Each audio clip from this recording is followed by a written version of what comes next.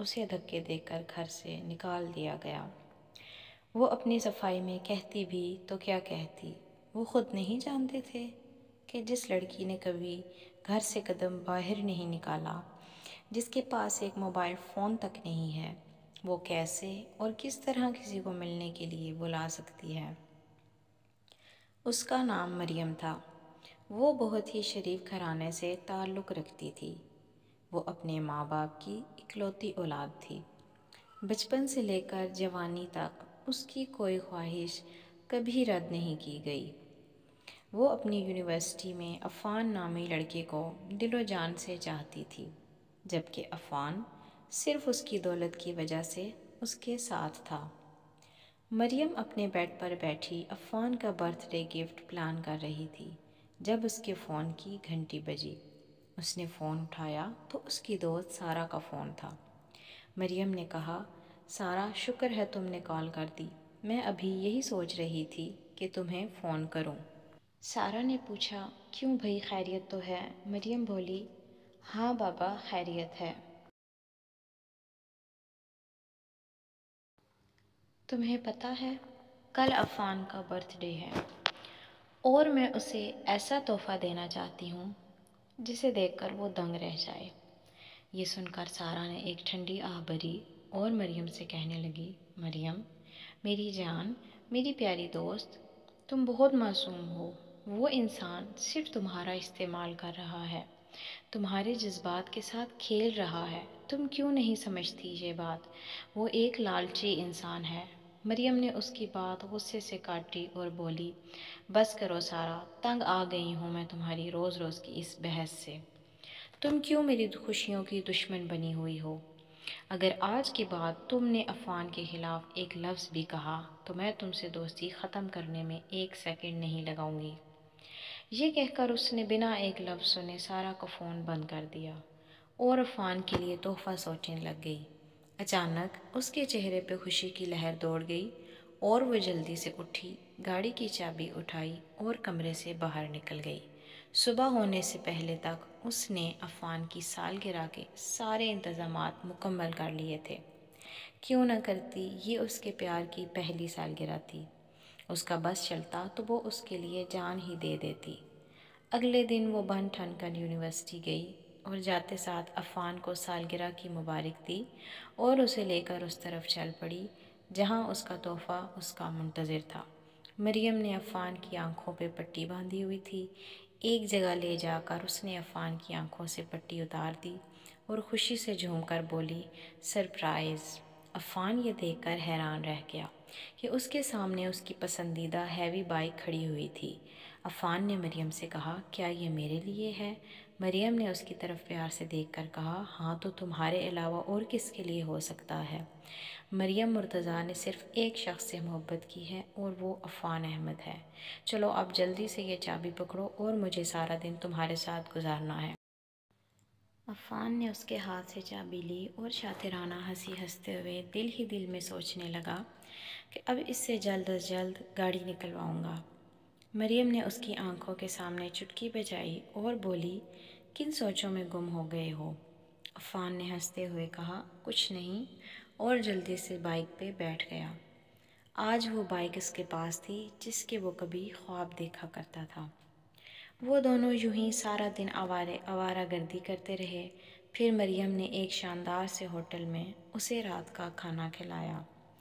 اتفاق سے مریم کے بابا بھی اسی ہوٹل میں بزنس میٹنگ کے سلسلے میں ڈنر پر انوائٹڈ تھے جب ان کی نظر اپنی بیٹی پر پڑی اور ایک انجان لڑکے کے ساتھ اسے اس وقت دیکھ کر ان کے پیروں تلے سے زمین نکل گئی۔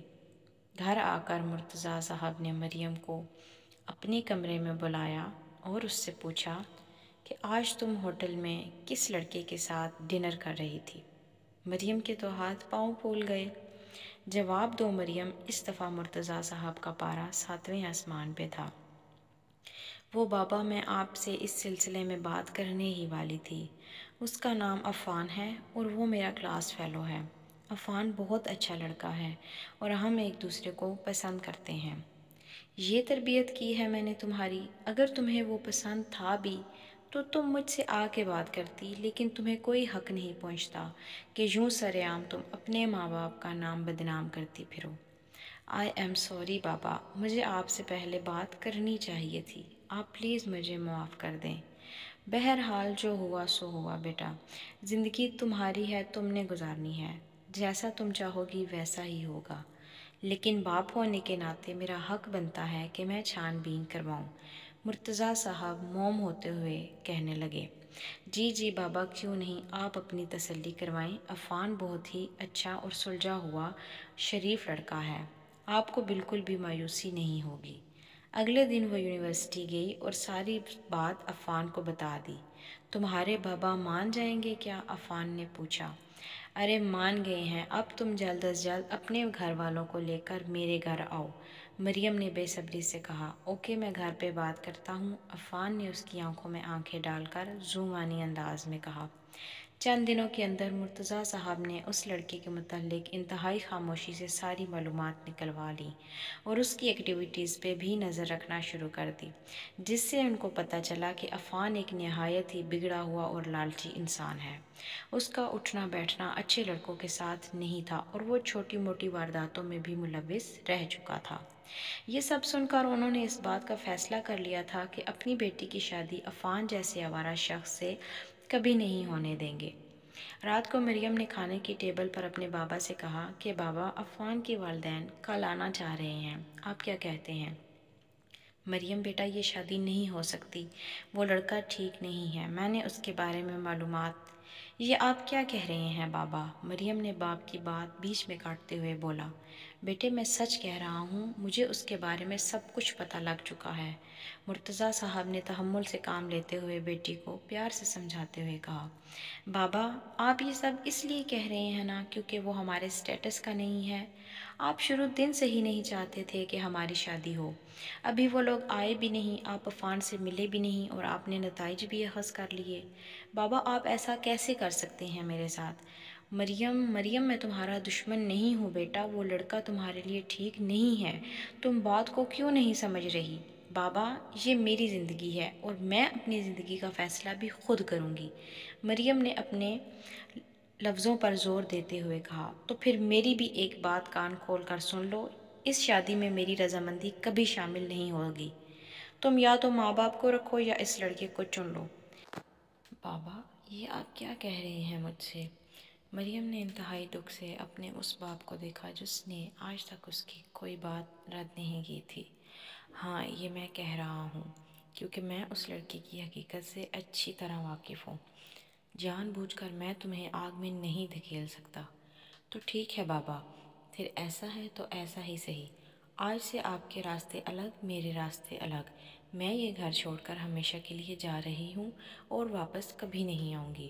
یہ کہہ کر وہ تیزی سے کمرے سے نکل گئی، یہ دیکھے بنا کہ جس باپ کا وہ مان ہوا کرتی تھی، وہ مان اس کے باپ کی آنکھوں سے کتنی بے دردی سے ٹوٹ کر گرا تھا۔ میں پوچھتی ہوں، اولاد کو کیوں کر یہ لگتا ہے کہ ماں باپ سے بھی زیادہ کوئی ان کے ساتھ مخلص ہو سکتا ہے؟ بھلا ماں باپ کی محبت سے زیادہ کھری اور بے غرض محبت کسی کی ہو سکتی ہے؟ مرتضیٰ صاحب کی تو زبان ہی سل گئی تھی اور مریم کی ماں اس کو روکتی رہ گئی، مگر اس نے ایک نہ سنی اور گھر سے چلی گئی۔ ابھی مریم رستے میں ہی تھی کہ اس نے عفان کا نمبر ملایا، دوسری بیل پہ اس نے کال پک کر لی۔ عفان، میرے بابا کسی صورت نہیں مان رہے، میں وہ گھر چھوڑ آئی ہوں، ہم کورٹ میرج کر لیتے ہیں، ایک دفعہ شادی ہو گئی تو پھر بابا کچھ نہیں کر سکیں گے اور وہ مجھ سے دور رہ ہی نہیں سکتے، اکلوتی اور لاڈلی بیٹی ہوں میں ان کی، تم دیکھنا چند دنوں میں کیسے دوڑے ہوئے آئیں گے۔ مریم، میں ہر حال میں تمہارے ساتھ ہوں، تم ایسا کرو گھر ہی آ جاؤ، جب تک میں امی ابو سے بات کرتا ہوں۔ اوکے بولتے ہوئے مریم نے فون بند کر دیا۔ اماں، مریم آ رہی ہے یہاں ہمیشہ کے لیے، اس نے باپ کا گھر چھوڑ دیا ہے، ہم آج ہی نکاح کریں گے۔ آئے ہائے، یہ تو کیا کہہ رہا ہے؟ اماں نے حیران ہوتے ہوئے پوچھا۔ سچ کہہ رہا ہوں اماں، اس کا باپ کبھی نہیں مانے گا، اس لیے وہ گھر چھوڑ آئی ہے اور ہم آج ہی نکاح کریں گے۔ دیکھ عفان، ہماری کچھ عزت ہے اس محلے میں، لوگ طرح طرح کی باتیں بنائیں گے، سیدھی طرح جائیں گے رشتہ لینے، اگر اس کے باپ نے دیا تو ٹھیک، ورنہ لڑکیوں کی کمی نہیں ہے۔ عفان کی ماں نے کہا، ارے میری بھولی اماں، بہت ہی بھولی ہے تو، تجھے پتہ ہے کہ وہ لوگ کتنے امیر ہیں؟ ارے اماں، ماں باپ کی اکلوتی اولاد ہے وہ، ایک دفعہ شادی ہو جانے دے، کچھ ہی دنوں میں اس کا باپ خود اس کو منانے آ جائے گا، اور پھر ہمارے برے دن چلے جائیں گے، ہم بھی جا کے بڑے سے محل میں رہیں گے۔ عفان نے ماں کو سمجھاتے ہوئے کہا، اچھا چل ٹھیک ہے، اس کو لے آ۔ عفان کی ماں نے لالچ میں آتے ہوئے کہا، اور سن اماں، اس کے ساتھ میٹھی بن کر رہنا، کم از کم تب تک جب تک ہمارے ہاتھ سب آ نہیں جاتا۔ عفان نے اپنی ماں سے کہا، ہاں ہاں ٹھیک ہے، ابھی سے ہی اس کی طرفداریاں شروع کر دیں تو نے؟ ماں نے جل بھن کے کہا، ارے اماں سمجھا کر۔ عفان نے ماں کو گلے لگاتے ہوئے کہا۔ مریم اپنا سارا ضروری سامان، پیسے اور زیور لے کر عفان کے گھر آ گئی، جہاں پہ ان کا نکاح کروا دیا گیا۔ شروع میں سب ٹھیک چلتا رہا، سب اس کا خیال رکھتے رہے، اس کی ساس اور اس کی نند کسی کام کو ہاتھ نہ لگانے دیتی، اور اسے اپنا فیصلہ بالکل ٹھیک لگنے لگا۔ ایک ماہ گزرا، 2، 3، 4 اور پھر 6 ماہ گزر گئے، لیکن مریم کے ماں باپ نے اس سے کوئی رابطہ نہ کیا۔ اب اس کی ساس بھی بات بات پہ تانے دینے لگ گئی، اور اس کو گھر کے کاموں میں بھی لگا دیا گیا۔ آہستہ آہستہ کرتے کرتے گھر کا سارا کام اس کے حوالے کر دیا گیا۔ اس کی ساس سارا دن بیٹھ کر ٹی وی پر ڈرامے دیکھتی رہتی، اور نند سارا دن کمرے میں گھسی فون کان کے ساتھ لگائے جانے کہ اس کے ساتھ باتیں کرتی رہتی، اور اب عفان بھی پہلے جیسا نہ رہا تھا۔ ایک دن مریم کام میں لگی تھی جب دروازے پہ دستک ہوئی۔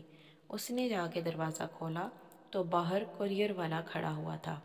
اس نے کہا، مریم آپ ہیں؟ ہاں جی، میں ہی مریم ہوں۔ اس نے جھجکتے ہوئے کہا، یہ آپ کے نام کا کورئیر آیا ہے، یہاں سائن کر دیں۔ مریم نے سائن کر کے کورئیر لے لیا۔ جب اس نے وہ لفافہ کھولا تو اس کے پاؤں تلے سے زمین نکل گئی، کیونکہ اس کے باپ نے اسے اپنی جائیداد سے بے دخل کر دیا تھا۔ بس یہ بات گھر والوں کو پتہ لگنے کی دیر تھی، ان کا اصلی رنگ کھل کے سامنے آ گیا۔ عفان نے اس سے صاف صاف الفاظ میں کہہ دیا، اگر اس گھر میں رہنا ہے تو اپنے باپ کو راضی کرو۔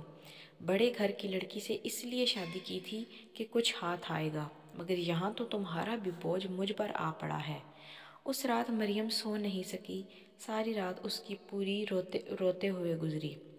خیر اب کیا ہو سکتا تھا، اپنے ہاتھوں اپنی زندگی اس نے خود برباد کی تھی۔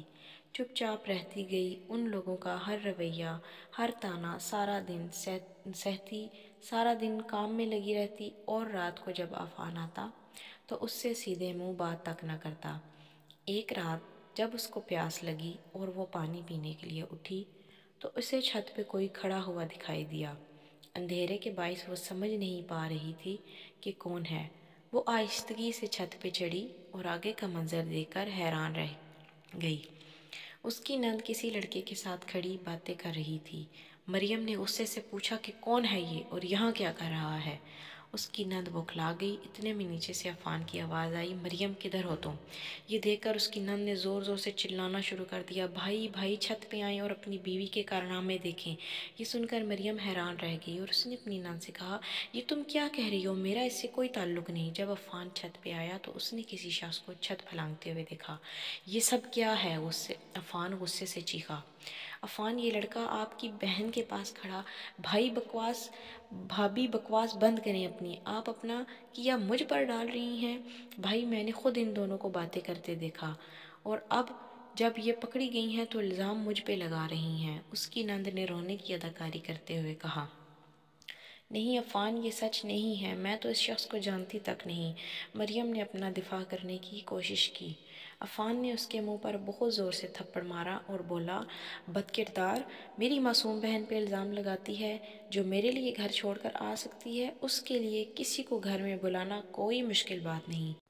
مریم کو تو جیسے سکتہ لگ گیا، نکلو، ابھی کے ابھی نکلو، میں تجھ جیسی بد کردار عورت کے ساتھ کوئی تعلق نہیں رکھنا چاہتا۔ میں تجھے طلاق دیتا ہوں، طلاق دیتا ہوں، طلاق دیتا ہوں۔ یہ کہہ کر اس نے مریم کو دھکے دے کر گھر سے باہر نکال دیا۔ مریم کو تو جیسے چپ لگ گئی کیا وہ خود نہیں جانتے تھے کہ جو لڑکی کبھی گھر سے باہر نہیں نکلی، جس کے پاس ایک موبائل فون تک نہیں تھا، وہ بھلا کیا کسی کو ملنے کے لیے بلائے گی؟ آدھی رات کو ننگے پاؤں، ننگے سر، بے سر و سامان جب وہ گھر سے باہر نکلی تو اسے باپ کی چھت یاد آئی، اسے باپ کا گھر یاد آیا، اسے سارا کی باتیں یاد آئیں، اسے اپنے ماں باپ کا ایک ایک لفظ یاد آیا، اسے سب یاد آیا۔ یہ اس نے اپنے ساتھ کیا کیا تھا؟ اپنے ہی ہاتھوں اپنی زندگی کو آگ لگا لی تھی۔ کب، کیسے وہ اپنے باپ کے گھر پہنچی وہ نہیں جانتی تھی۔ اس نے دروازہ بجایا، چوکیدار نے دروازہ کھولا اور مریم کی حالت دیکھ کر بھاگتا ہوا اندر گیا۔ جب وہ اندر سے واپس آیا تو اس کے ساتھ مریم کے ماں باپ بھی تھے۔ مریم وہیں بے ہوش ہو گئی اور جب اسے دوبارہ ہوش آیا تو وہ اپنے نرم بستر پر اپنی ماں کے آغوش میں تھی۔ اس کے ماں باپ پریشانی سے اس کی طرف دیکھ رہے تھے۔ مریم نے ان کو دیکھ کر رونا شروع کر دیا۔ بابا، ماما، مجھے معاف کر دیں، آپ لوگ ٹھیک تھے، میں بہت غلط تھی۔ یہ 8 مہینے میں نے کانٹوں پہ گزارے بابا۔ میں نے بہت کوشش کی میں اپنا گھر بسائے رکھوں، پر میں ہار گئی۔ اس لالچی اور دھوکے باز انسان نے مجھے طلاق دے دی۔ یہ کہہ کر وہ زاروں قطار رونے لگ گئی۔ اس کے باپ نے اسے روتے ہوئے گلے سے لگا لیا اور کہا، بس بیٹی، سب کچھ بھول جاؤ، سب ٹھیک ہو جائے گا۔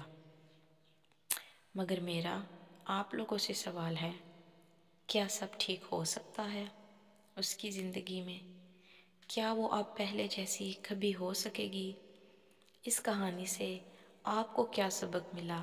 کس کی کتنی غلطی تھی؟ آپ کی رائے کا انتظار رہے گا۔ آپ کو کہانی کیسی لگی ضرور بتائیے گا۔ کہانی میں کوئی لفظوں کی، آواز کی تھوڑی بہت غلطی ہو تو درگزر کیجیے گا۔ اس کہانی کو پروموٹ کر کے مجھے سپورٹ کریں، لائک کریں اور میرے چینل کو سبسکرائب ضرور کریں۔ اللہ تعالیٰ آپ کی زندگی آسانیوں سے بھر دے۔ اپنا بہت سارا خیال رکھیے گا۔ آپ کے ساتھ پھر ایک نئی ویڈیو کے ساتھ حاضر ہوں گی۔ تب تک کے لیے مجھے اجازت دیجیے۔ اللہ حافظ۔